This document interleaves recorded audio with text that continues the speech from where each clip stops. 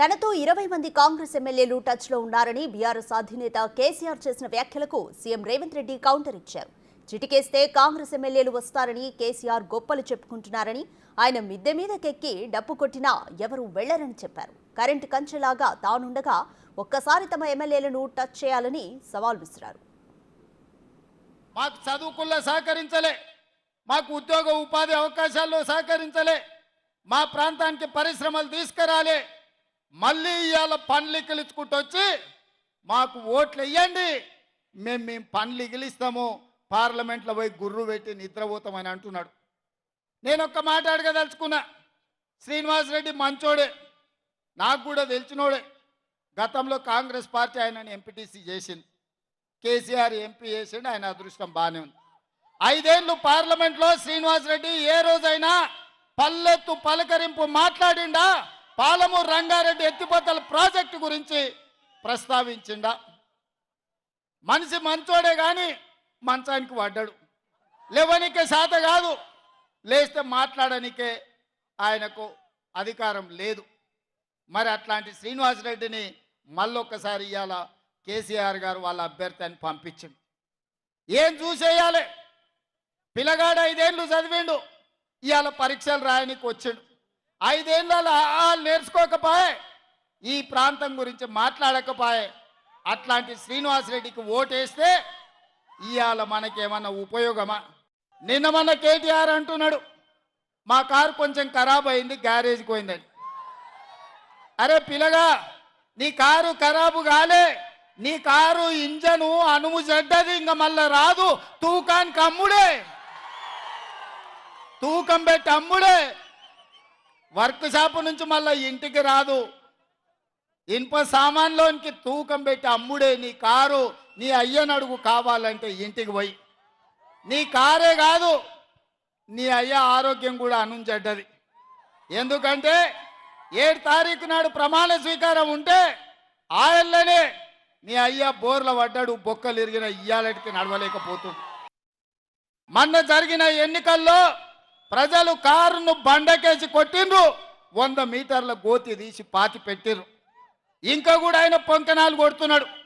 నిన్నటికి నిన్న మాట్లాడుతుండు ఈ పొంకనాలు. ఆయన ఏం మాట్లాడిండు? ఆయన పిట్టల ద్వారా నాతో 20 మంది ఎమ్మెల్యేలు టచ్లో ఉండ్రు, సిట్కే కొడుతూ వస్తారని. సిట్కే కాదు, మిద్దెకి డప్పు కొట్టు బిడ్డ, నీ దగ్గర ఉన్నోళ్ళు కూడా ఎవడన్నా ఉంటాడేమో చూద్దాం. గతంలో లాగా కాంగ్రెస్ ఎమ్మెల్యేలు గొర్రెల మంద తోడేళ్లలాకొచ్చి తేప కొట్టి కొట్టుకపోదాం అనుకుంటున్నాం బిడ్డ. ఈడ కాపలా ఉన్నది రేవంత్ రెడ్డి, నువ్వు ప్రయత్నం చేసి చూడు.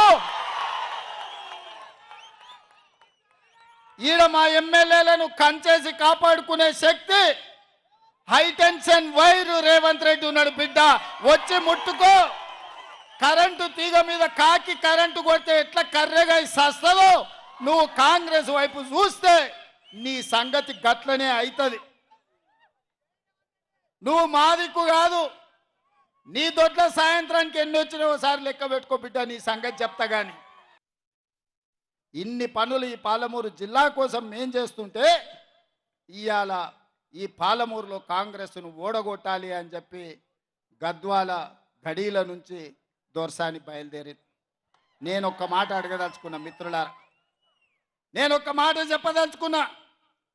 గద్వాల గడీల దొరలకైనా, గజ్వేల్లో ఫామ్ హౌస్ దొరలకైనా, మీ ఫామ్ హౌస్ల ముందల, మీ గడీల ముందల బానిసలుగా మేము బతకదలుచుకోలేదు. మీ కాళ్ళ కింద చెప్పులమో, మీ నెత్తి మీద గొడుగో, లేకపోతే నీ చేతిలో సురకత్తాయి మా అన్నదమ్ములనే మేము పొడుచుకోదలుచుకోలేదు. మీరు అనుకుంటుండొచ్చు గతంలో లాగానే ఈ పాలమూరు బిడ్డలు మీ కాళ్ళ కింద చెప్పులుగానో, మీ నెత్తి మీద గొడుగలుగానో, మీ చేతిలో సురకత్తులుగానో మారి మమ్మల్ని మేము పొడుచుకొని చేస్తే మా శవాల మీద మీరు గద్దెనెక్కాలని కలలుగా అంటుండ్రేమో.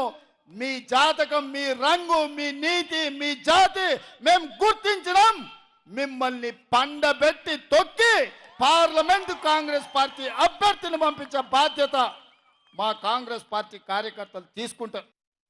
రేపు అర్ణమ్మ గెలిస్తే గడీలో ఉన్న వాళ్ళ బంధువులకు మేలవుతుంది, పదవులు వచ్చిన ఆమె కుటుంబానికి మేలవుతుంది తప్ప పాలమూరుకి ఏం న్యాయం జరుగుద్దో మీరు ఒక్కసారి ఆలోచన చెయ్యండి. అందుకే ఇవాళ మిత్రులారా, వాళ్ళిద్దరు కలిసి ఒక ఆయన 10 ఏళ్ళు ముఖ్యమంత్రి ఉన్నాడు, ఇంకొక ఆయన 10 ఏళ్ళు ప్రధానమంత్రిగా ఉన్నాడు. 10 ఏళ్ళు వాళ్ళు ఏమి చేయలేదు, పాలమూరుని ఎడారిగా మార్చి 100 రోజులు కాలేదు మన ప్రభుత్వం వచ్చి, ప్రజాపాలన వచ్చి ఏమి చేయలేదు కాబట్టి ఓడించారని అడుగుతారు. ఇది న్యాయమా? మీరు ఒక్కసారి ఆలోచన చేయండి మిత్రులారా. పిల్లగాడు నడవాలన్న ఏడాది అవుతుంది. మన ప్రభుత్వం వచ్చి 3 నెలలు అయింది, ఎన్నికలు అయిపోయే వరకు 6 నెలలు అవుతుంది. 6 నెలల తర్వాతనే అన్నప్రాసన చేస్తారు, అవునా? అప్పుడే ఈ ప్రభుత్వం మీద శాపనార్థాలు పెడుతున్నారు. ఈ జిల్లా నుంచి ముఖ్యంగా ఇవాళ మనల్ని దొంగ దెబ్బది ఇవ్వాలని బీజేపీ వాళ్ళు బీఆర్ఎస్ వాళ్ళు ఒక్కటయ్యి మన వెనకంగా కుట్రలు చేస్తుండ్రు. అప్రమత్తంగా ఉండండి. మనం ఎట్లా గెలుస్తాం? 7 మంది ఎమ్మెల్యేలు ఉండ్రు, జిల్లాలో 12 మంది ఎమ్మెల్యేలు ఉండ్రు, మా సారే ముఖ్యమంత్రి ఉన్నాడు, మా అన్న ఏదంటే అది చేస్తాడని మన పిల్లలగిన ఊకున్నారనుకో, తాబేలు కుందేలు కథ అవుతుంది. కుందేలు లెస్స ఉరుకుతుందా అని తాబేలుతో పోటీ పెడితే కుందేలు పోయి మంచిగా చెట్టు నీడ చూసుకొని నిద్రపోయిందంట. తాబేలు ఆగకుండా నడుచుకుంటా ముందరికి పోయి తాబేలు గెలిచిందని చెప్పారట. ఇవాళ మా కాంగ్రెస్ పార్టీ కార్యకర్తలకు కూడా నా విజ్ఞప్తి ఒక్కటే, మనం ఉరకాల్సిన పని లేదు.